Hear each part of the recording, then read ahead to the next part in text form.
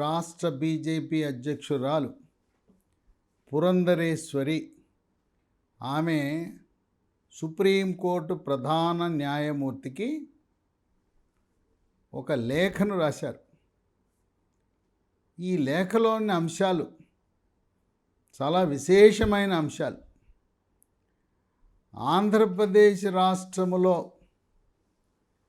బెయిలుపై షరతులు ఉల్లంఘించి ప్రజలను భయభ్రాంతులకు గురిచేస్తూ ప్రతిపక్ష నాయకులను కూడా స్వేచ్ఛ లేకుండా రాక్షస పాలన సాగిస్తున్న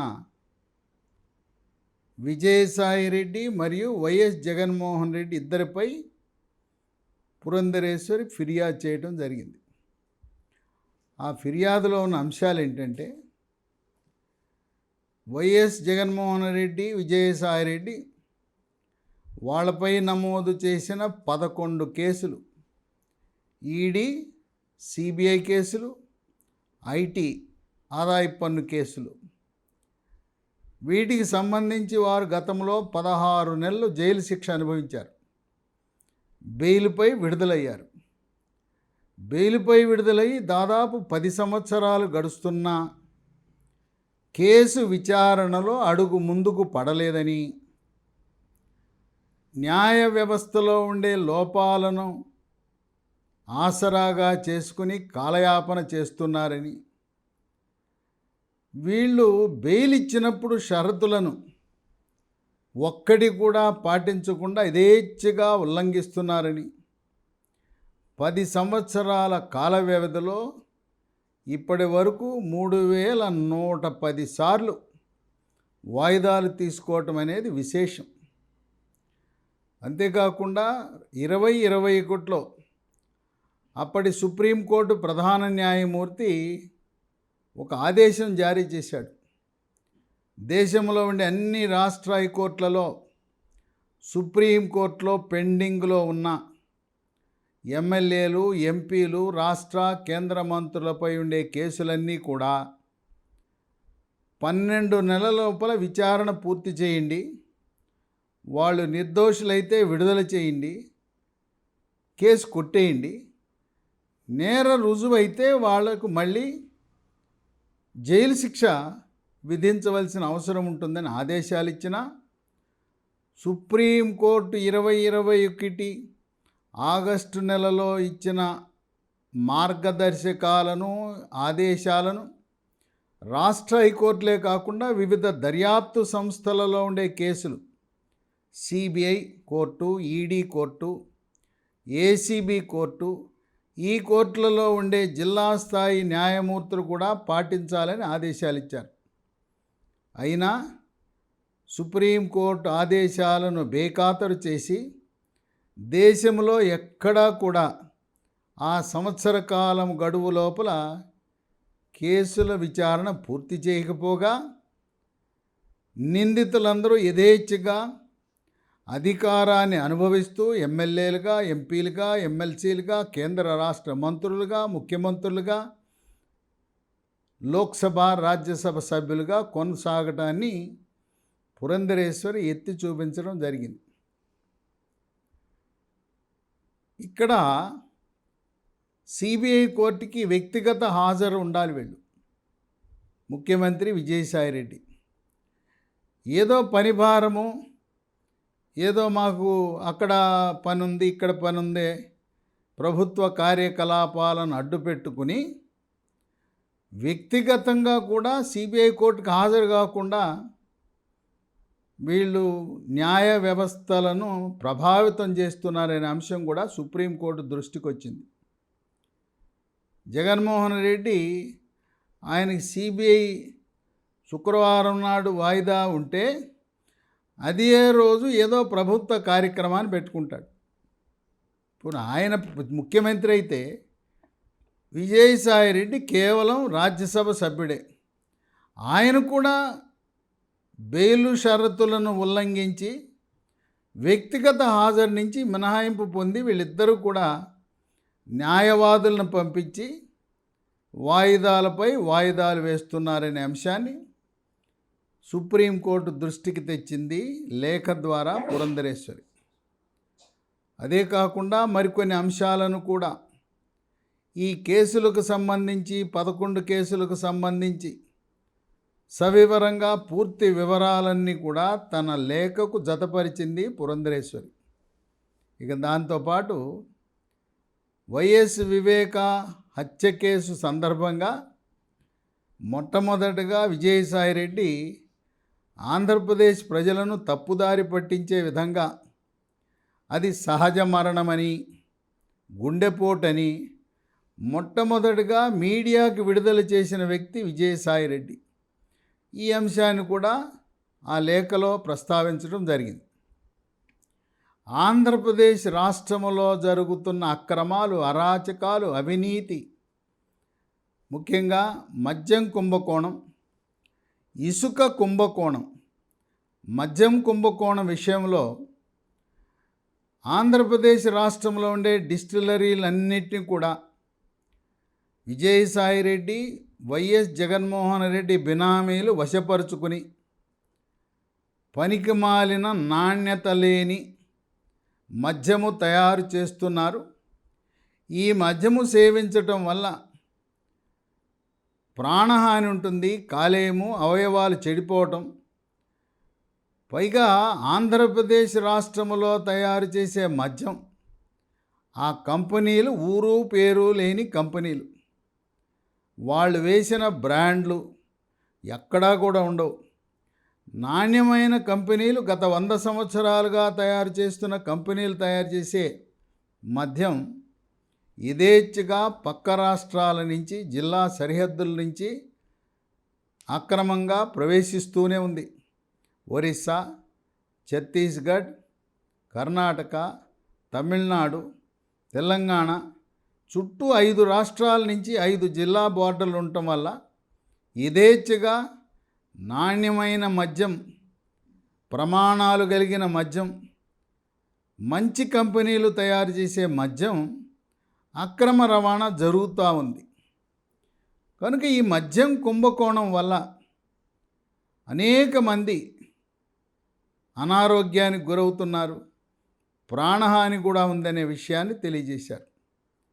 ఇక దీంతోపాటు ఇసుక కుంభకోణం, పర్యావరణాన్ని ఉల్లంఘించే విధంగా వైఎస్ఆర్సీపీ పార్టీకి చెందిన నాయకులు, ప్రజాప్రతినిధులు ఇసుక అక్రమ తవ్వకాలను ఆదాయ వనరులుగా మార్చుకొని పర్యావరణానికి హాని కలిగిస్తూ ఇసుకని నదులలో అక్రమంగా తవ్వకాలు జరిపి ఆ విధంగా ఇసుక కుంభకోణం నిర్వహిస్తున్నారనే అంశాన్ని కూడా ఈ మద్యము కుంభకోణము, ఇసుక కుంభకోణానికి సంబంధించి ఆంధ్రప్రదేశ్ రాష్ట్రంలో పత్రికలలో వచ్చిన వార్తలు, తెలుగు పత్రికల్లో వచ్చిన వార్తలే కాకుండా వాటిని ఇంగ్లీష్లోకి తర్జుమా చేసి అనువదించి ఇంగ్లీష్ పత్రికల్లో వచ్చిన వార్తలను కూడా జతపరిచి ఆ 11 కేసుల విషయాలు, వివరాలు, ఏ ఏ సెక్షన్ల కింద వారిని అరెస్టు చేయటం, జైల్లో పెట్టడం అనే అంశాలతో పాటు సవివరముగా పురంధరేశ్వరి జగన్మోహన్ రెడ్డి, వైఎస్ జగన్మోహన్ రెడ్డి, విజయసాయిరెడ్డి ఇద్దరినీ కూడా తక్షణమే వాళ్ళ బెయిల్ రద్దు చేసి 6 నెలల లోపల విచారణ, వాదోపవాదాలు పూర్తి చేసి వారిపై చట్టరీత్యా చర్యలు తీసుకోమని పురంధరేశ్వరి ఆ లేఖలో అడగటం జరిగింది. కొన్ని ఊహాగానాలు కూడా వస్తున్నాయి. ఇప్పుడున్న కోర్టుకు కాకుండా వేరే కోర్టుకు కూడా, వేరే రాష్ట్ర కోర్టుకు కూడా బదిలీ చేసే అవకాశము సుప్రీంకోర్టుకు ఉన్నదని చెప్పి పుకార్లు, షికార్లు చేస్తున్నాయి. ఇవి పురంధరేశ్వరి ఏది చేసినా విధానపరమైన పత్రికా ప్రకటనలు కానీ ఏది మాట్లాడినా ఆమె జాతీయ నాయకత్వాన్ని సంప్రదించకుండా ఏదీ చెయ్యదు.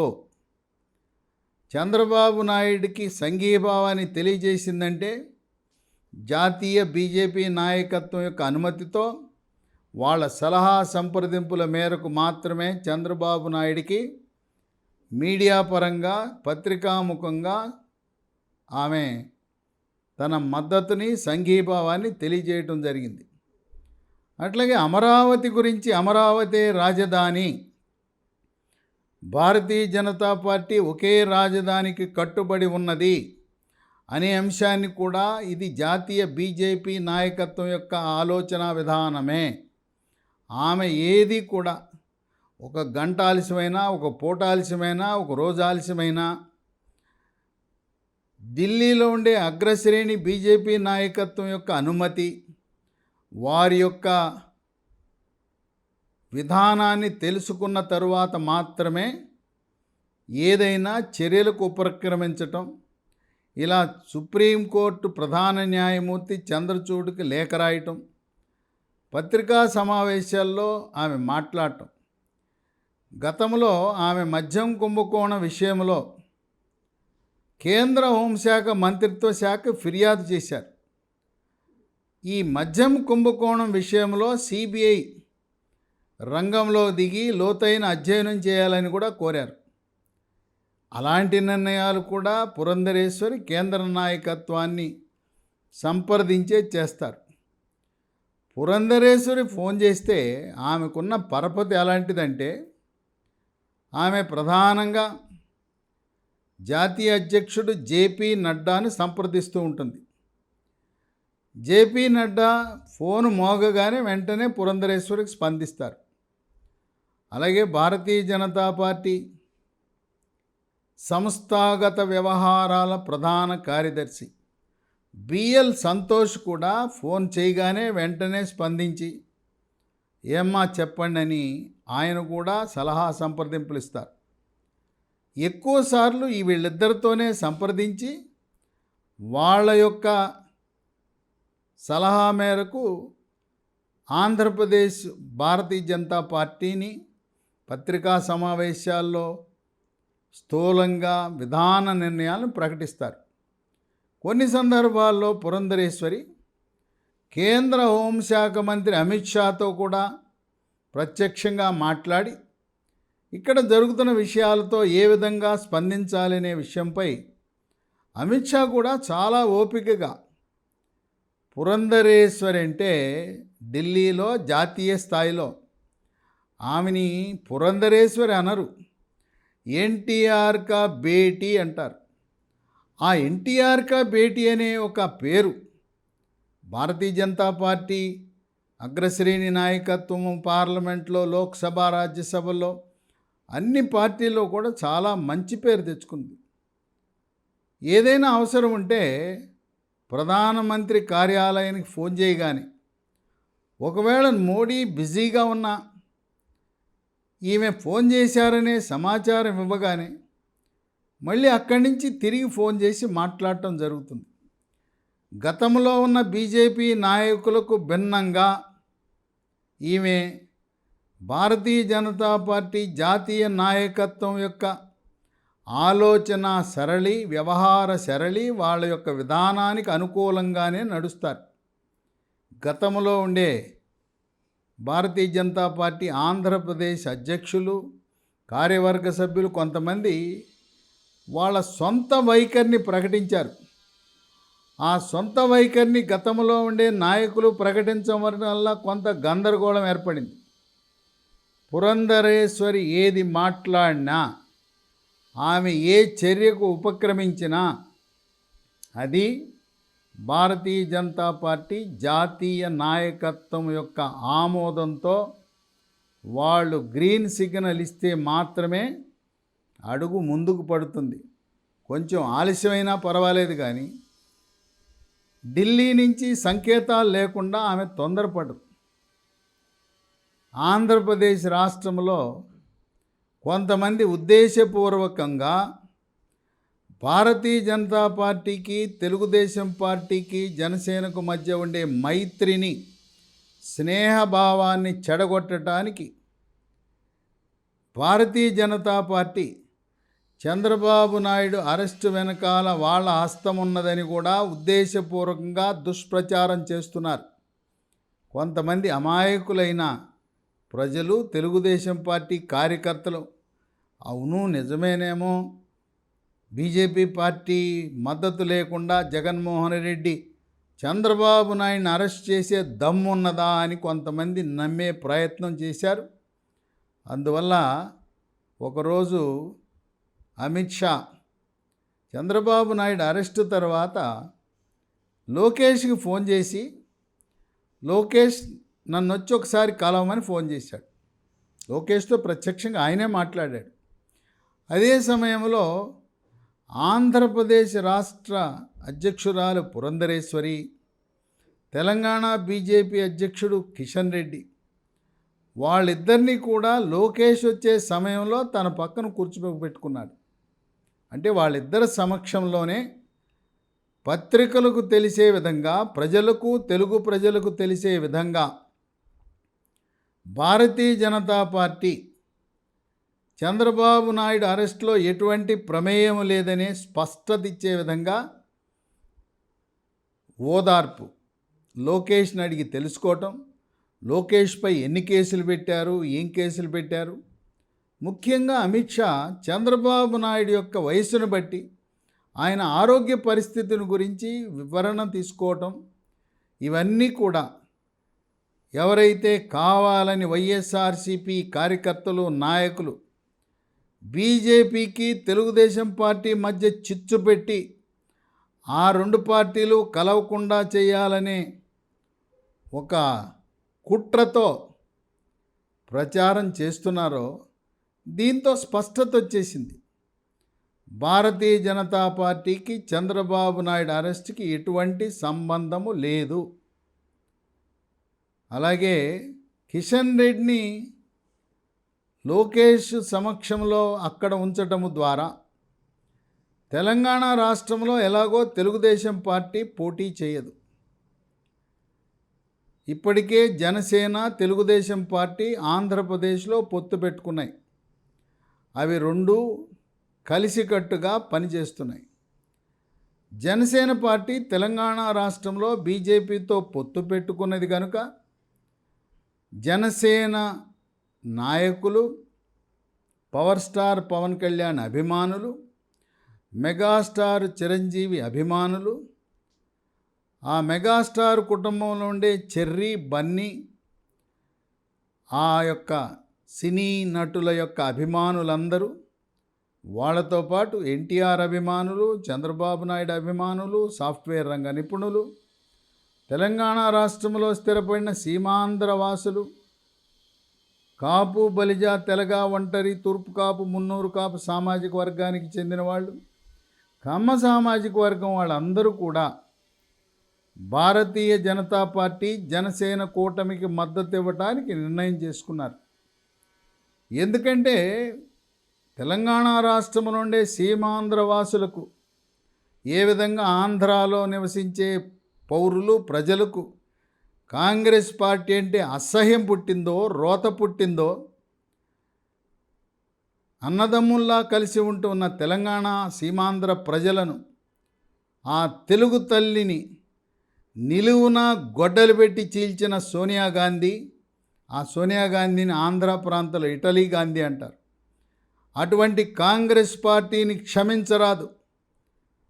కనుక అన్న తెలంగాణ రాష్ట్రంలో, తమ్ముడు ఆంధ్రప్రదేశ్ రాష్ట్రంలో, ఈనాడు ఆంధ్రప్రదేశ్ రాష్ట్ర దుస్థితికి కారణం అభివృద్ధి పరంగా సర్వతోముఖాభివృద్ధి చెందుతున్న ఉమ్మడి ఆంధ్రప్రదేశ్ రాష్ట్రాన్ని నిలువునా చీల్చిన కాంగ్రెస్ పార్టీ ఒక విలన్. అటువంటి కాంగ్రెస్ పార్టీకి తెలంగాణ రాష్ట్రంలో ఉండే సీమాంధ్రవాసులు కానీ, తెలుగుదేశం పార్టీ అభిమానులు, ఎన్టీఆర్ అభిమానులు, చంద్రబాబు నాయుడు అభిమానులు, జనసేన పార్టీకి సంబంధించిన వారు ఎవ్వరూ కూడా కాంగ్రెస్ పార్టీకి మద్దతు ఇచ్చే పరిస్థితి లేదు. ఇప్పటికే ఒక స్థిర నిర్ణయానికి వచ్చారు.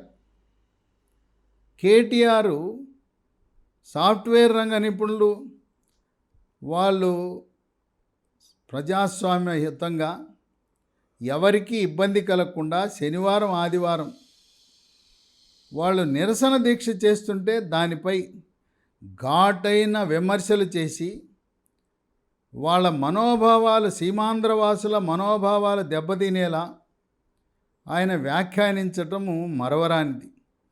ఇప్పుడు ఎన్ని ప్రయత్నాలు చేసినా కేటీఆర్ చేతులు కాలిన తర్వాత ఆకులు పట్టుకున్న చందాన సీమాంధ్రవాసులు, సాఫ్ట్వేర్ రంగ నిపుణులు, తెలుగుదేశం పార్టీ శ్రేణులు, ఎన్టీఆర్ అభిమానులు, చంద్రబాబు నాయుడు అభిమానులు, జనసేన పార్టీ వాళ్ళందరూ కూడా తెలంగాణ రాష్ట్రంలో జనసేన బీజేపీ గెలుపు ఆ దిశగా వాళ్ళ ఓట్లన్నీ కూడా బీజేపీ ఉన్న చోట బీజేపీకి, జనసేన ఉన్న చోట జనసేనకు ఓటు వేయాలనే నిర్ణయానికి ఇప్పటికే వచ్చేశారు. ఎట్టి పరిస్థితుల్లో రెండు రాష్ట్రాలను రెండు ముక్కలు చేసి ఈనాడు అష్టకష్టాలు ఆంధ్రప్రదేశ్ వాసులు పడటానికి గల కారణం కాంగ్రెస్ పార్టీ. అటువంటి విలన్ పాత్ర పోషించిన కాంగ్రెస్ పార్టీని సీమాంధ్ర వాసులు ఆంధ్ర రాష్ట్రంలో ఉన్న తెలంగాణ రాష్ట్రంలో స్థిరపడిన వాళ్ళు కాంగ్రెస్ పార్టీని క్షమించే పరిస్థితి లేదు. కొంతమంది తెలంగాణ రాష్ట్రంలో ఒక దుష్ప్రచారం చేస్తున్నారు. రేవంత్ రెడ్డి తెలుగుదేశం పార్టీకి చెందినవాడు, రేవంత్ రెడ్డి చంద్రబాబు నాయుడికి శిష్యుడు, అందువల్ల చంద్రబాబు నాయుడు తెలంగాణ రాష్ట్రంలో ఉండే వారిని కాంగ్రెస్ పార్టీకి ఓటు వేయమన్నాడనే దుష్ప్రచారం చేస్తున్నాడు. చంద్రబాబు నాయుడు ఎట్టి పరిస్థితుల్లో కూడా తెలంగాణ రాష్ట్రంలో కాంగ్రెస్ పార్టీకి ఓటు వేయమని చెప్పటం అనేది అబద్ధం, నిజం కాదు. ఆయన భారతీయ జనతా పార్టీతో సన్నిహితంగా మెలుగుతున్నాడు. రేపో మాపో త్వరలో జనవరి నాటికి ఎన్డీఏ కూటమిలో భాగస్వామి కాబోతున్నాడు. జూన్ నెలలో తనంతరకు తానే కేంద్ర హోంశాఖ మంత్రి అమిత్ షా ఫోన్ చేసి, చంద్రబాబు ఒకసారి ఢిల్లీకి రండి, మనం మాట్లాడుకుందామని ఏకాంతంగా చర్చించుకుని, మీరు త్వరలో ఎన్డీఏ కూటమిలోకి మేము ఆహ్వానిస్తాం, రండి, ఆంధ్రప్రదేశ్ రాష్ట్రంలో కలిసి పోటీ చేద్దాం, జనసేన, తెలుగుదేశం, బీజేపీ. అదే కాకుండా పార్లమెంట్ ఎన్నికలు 2024 ఎన్నికల్లో మీరు ఎన్డీఏ కూటమి తరపున మీరు కొన్ని రాష్ట్రాల్లో ప్రచారం కూడా చేయవలసి ఉంటుందని ఆయనకి చెప్పడం జరిగింది. అదైపోయిన తర్వాత ఎన్టీఆర్ బొమ్మతో 100 రూపాయల నాణ్యాన్ని విడుదల చేసిన సందర్భంగా ఆగస్టు నెలలో ద్రౌపది ముర్ము ఆమె ఆ నాణ్యం విడుదల చేస్తున్న సందర్భంలో అక్కడ జేపీ నడ్డా, జాతీయ బీజేపీ అధ్యక్షుడు, చంద్రబాబు నాయుడు ఏకాంతంగా మాట్లాడుకున్నారు. అక్కడ కూడా పత్రికల్లో ఈనాడు పొత్తు గురించి మనం ప్రకటించద్దు, కానీ మీ నాయకులకు, శ్రేణులకు త్వరలో జనసేన, తెలుగుదేశం, బీజేపీ పొత్తు ఉంటుందనే విషయాన్ని తెలియపరచమని జేపీ నడ్డాతో కూడా మాట్లాడటం. చంద్రబాబు నాయుడు అమిత్ షాను కలిశాడు, జేపీ నడ్డాను కలిశాడు, చర్చలు పూర్తయినాయి. ప్రజల మనస్సులో ఉండే ద్వేషాన్ని తొలగించడానికి వైఎస్ఆర్సీపీ నాయకులు చేస్తున్న ప్రచారం, మేము బీజేపీకి దగ్గరగా ఉన్నాం, జనసేన, తెలుగుదేశం పార్టీ నాయకుడు చంద్రబాబు నాయుడు అరెస్ట్కి బీజేపీ కూడా ఉన్నట్టుగా దుష్ప్రచారం చేస్తున్నారు వైఎస్ఆర్సీపీ శ్రేణులు. ఇప్పుడు బెయిల్ అంటుంటే చంద్రబాబు నాయుడిని ఇప్పటి వరకు 7 కేసులు పెట్టారు. ఇంకా ఎన్ని కేసులు పెడతారో తెలియదు, ఆ భగవంతుడికే తెలుసు. ఈ కేసుల పరంపరతో ఆంధ్రప్రదేశ్ అసెంబ్లీ, పార్లమెంట్ ఎన్నికలు పూర్తయ్యే వరకు జైల్లో పెట్టాలనే సంకల్పంతో వైఎస్ఆర్సీపీ పార్టీ జగన్మోహన్ రెడ్డి ఆలోచన చేస్తున్నాడు. ఆయనపై ఏ విధంగా 11 కేసులు పెట్టారో ఆయన సంకల్పం కూడా, నేను 16 నెలలు జైల్లో ఉన్నాను, చంద్రబాబు నాయుడు కూడా 16 నెలలు ఉండాలి, నాపై 11 కేసులు ఉన్నాయి, ఆయన పైన ఇప్పుడు 7 పెట్టాడు. ఆయన లక్ష్యం 11 కేసులు 16 నెలలు అని అంటున్నారని సోషల్ మీడియాలో ప్రచారం జరుగుతూ ఉంది. ఇప్పుడు పురంధరేశ్వరి సుప్రీంకోర్టు ప్రధాన న్యాయమూర్తికి రాసిన లేఖలో ఎవరైనా నిందితుడు 10 సంవత్సరాల పాటు బెయిల్పై యథేచ్ఛగా తిరుగుతూ షరతులను ఉల్లంఘిస్తూ శుక్రవారం నాడు న్యాయస్థానానికి హాజరు కాకుండా అట్లాగే 3100 సార్లు 3100 సార్లు వాయిదాలు తీసుకుని ఇలా కొనసాగించడం ఇదేనా న్యాయం? ఇదేనా ధర్మం? ఇదేనా చట్టమని ప్రశ్నిస్తున్న తరుణంలో త్వరలో సుప్రీంకోర్టు ప్రధాన న్యాయమూర్తి స్పందించి ఆయన స్పందన మేరకు సిబిఐ కోర్టు జగన్మోహన్ రెడ్డి, విజయసాయిరెడ్డి యొక్క బెయిల్ రద్దు చేసి ఎన్నికలు వచ్చే నాటికి జగన్మోహన్ రెడ్డి, విజయసాయిరెడ్డి జైలుకు వెళ్ళినా ఆశ్చర్యము లేదని విశ్లేషకులు భావిస్తున్నారు. చెరపకురా చెడదు అనే విధంగా చంద్రబాబు నాయుడిని 6 నెలల పాటు జైల్లో ఉంచాలి, కేసుల పరంపరతో అక్రమ కేసులు పెట్టి ఆయన్ని ఇబ్బంది పెట్టాలనుకుంటే అవే బెయిల్ విషయాలు, అవే కేసులు, అవే కోర్టులు. ఈరోజు పురంధరేశ్వరి రాసిన లేఖపై సుప్రీంకోర్టు ప్రధాన న్యాయమూర్తి స్పందిస్తే త్వరలో విజయసాయిరెడ్డి, జగన్మోహన్ రెడ్డి బెయిల్ రద్దయి వాళ్ళు కూడా జైలుకు వెళ్ళినా ఆశ్చర్యం లేదని సీనియర్ న్యాయవాదులు భావిస్తున్నారు. ఈ విధంగా జగన్మోహన్ రెడ్డి ఆయన శ్రేణులు కొంతమంది మాకు బీజేపీకి మంచి సంబంధాలు ఉన్నాయి, అందువల్ల మమ్మల్ని ఏం చేయలేరు, మా బెయిలు రద్దు కాదు, జగన్మోహన్ రెడ్డి జైలుకు వెళ్ళడని గంభీరంగా మాట్లాడుతున్నారు. ఈరోజు పురంధరేశ్వరి రాసిన లేఖ భారతీయ జనతా పార్టీ జాతీయ నాయకత్వం యొక్క ఆమోదంతో జరిగిన విషయము. అందువల్ల త్వరలో ఆంధ్రప్రదేశ్ రాష్ట్రంలో రకరకాల పరిణామాలు జరగబోతున్నాయని రాజకీయ విశ్లేషకులు భావిస్తున్నారు. అక్కడ కేంద్రంలో జగన్మోహన్ రెడ్డి వైఎస్ఆర్సీపీ పార్టీకి 9 మంది రాజ్యసభ సభ్యులు ఉండటం వల్ల లోక్సభలో ఆమోదం పొందిన బిల్లులు రాజ్యసభ ఆమోదము పొందకపోతే అవి చట్టరూపము దాల్చవు గనుక ఆ 9 మంది రాజ్యసభ సభ్యుల మద్దతు కొరకు అంతవరకు మాత్రమే, రాజ్యసభ వరకు మాత్రం ప్రభుత్వము నిర్వహించడానికి, బిల్లులు పాస్ అవ్వడానికి, చట్టరూపం దాల్చడానికి మాత్రమే పరిమితం. త్వరలో జనసేన, తెలుగుదేశం పార్టీ, బీజేపీ పొత్తు పెట్టుకుని ఆ 3 పార్టీలు 2014లోలా విజయబావుట ముగిస్తూ ఈసారి 150 సీట్లు పైగా విజయం సాధిస్తాయనే ఊహాగానాలున్నాయి. ఇప్పటికే తెలుగుదేశం పార్టీ 106 మంది ఎమ్మెల్యే అభ్యర్థులను గుర్తించి ఆయా నియోజకవర్గాల్లో మీరు ప్రచారం ప్రారంభించండి అని చెప్పడం జరిగింది.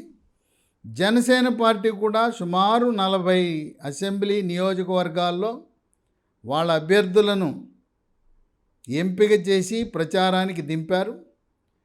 తెలుగుదేశం పార్టీ, జనసేన ఇద్దరు కూడా 1 సీట్ అటైనా ఇటైనా వాళ్ళ నాయకులు కూడా త్యాగానికి సిద్ధమయ్యారు. త్యాగరాజుల్లా పార్టీ ముఖ్యం, మన వ్యక్తిగతం కాదనే ధోరణిలో ఉన్నారు. భారతీయ జనతా పార్టీ గతంలో లాగా 13 అసెంబ్లీ సీట్లు, 6 లోక్సభ సీట్లలో పోటీ చేయడానికి వాళ్ళ అభ్యర్థులను, అస్త్రశస్త్రాలను కూడా సిద్ధం చేసుకున్నారు. ఇప్పుడు పురంధరేశ్వరి సుప్రీంకోర్టు ప్రధాన న్యాయమూర్తి చంద్రచూడ్కు రాసిన లేఖ ఆంధ్రప్రదేశ్ రాష్ట్రంలో గ్రామాలలో, పట్టణాల్లో, రాజకీయ వర్గాల్లో చర్చనీయాంశమైంది, సంచలనాత్మకమైంది. ఏం జరగబోతుంది? త్వరలో జగన్మోహన్ రెడ్డి బెయిలు రద్దయి విజయసాయిరెడ్డితో సహా వాళ్ళిద్దరూ జైలుకి వెళ్తారా అనే ఆలోచన విస్తృతంగా ఆంధ్రప్రదేశ్ రాష్ట్రంలో చర్చనీయాంశమైందని విశ్లేషకులు భావిస్తున్నారు.